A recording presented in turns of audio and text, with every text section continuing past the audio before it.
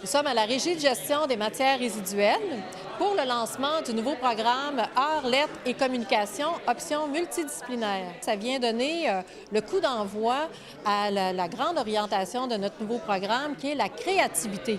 Donc, sortir des murs, sortir de ce qu'on est habitué de voir pour laisser place à toute la créativité.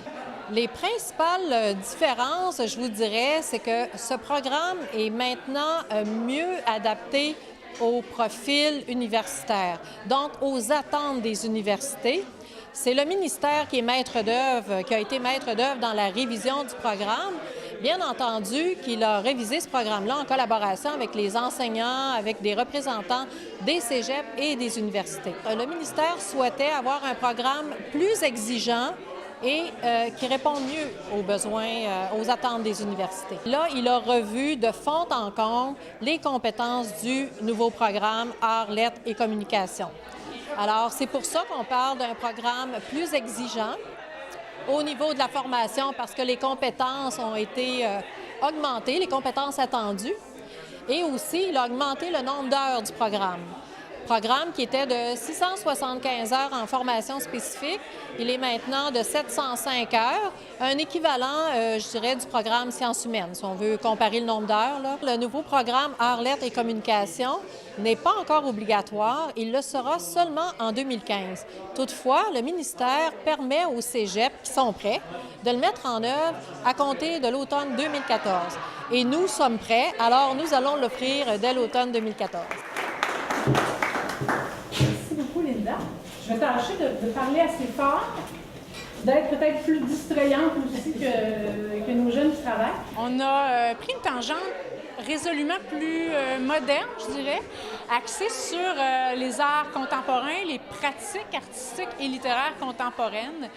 Et sans toutefois perdre de vue, je dirais, les cours à caractère un peu plus historique, parce qu'on juge essentiel aussi pour ces jeunes créateurs en devenir de connaître le passé, de reconnaître l'héritage aussi de ceux qui ont marqué les arts et la littérature avant eux. On parle des pratiques telles que le land art, qui donc on crée mais dans la nature, ou encore créer dans des lieux inusités.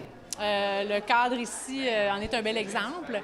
Et du côté de la littérature, on s'intéresse aussi, entre autres, à une littérature qui a longtemps été boudée, bon, qui l'est d'ailleurs encore un peu, de moins en moins cependant chez les chercheurs universitaires. Celle qui domine le marché de toute façon et qui est représentée par exemple par le roman policier, la science-fiction, le roman sentimental ou les romans d'amour.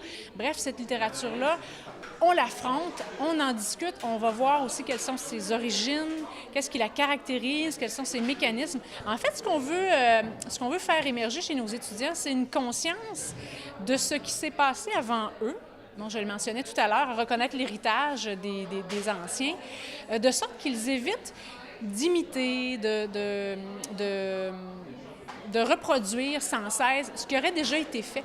En fait, ce qu'on veut, et c'est vraiment l'essentiel, c'est que nos jeunes créateurs s'inscrivent dans des pratiques actuelles. Et pour ça, ils doivent savoir ce qui s'est fait avant eux. En réalité, la commande était d'abord ministérielle, on le sait. Cependant, l'équipe de profs l'a accueilli avec enthousiasme parce qu'on était déjà prêts à innover, à renouveler, à moderniser aussi ce programme-là. Ils ont des objets, ils ont un inspirant littéraire et doivent créer une œuvre. Alors, ça nous a fait plaisir, en fait, d'avoir une occasion en art de renouveler un programme qui est magnifique.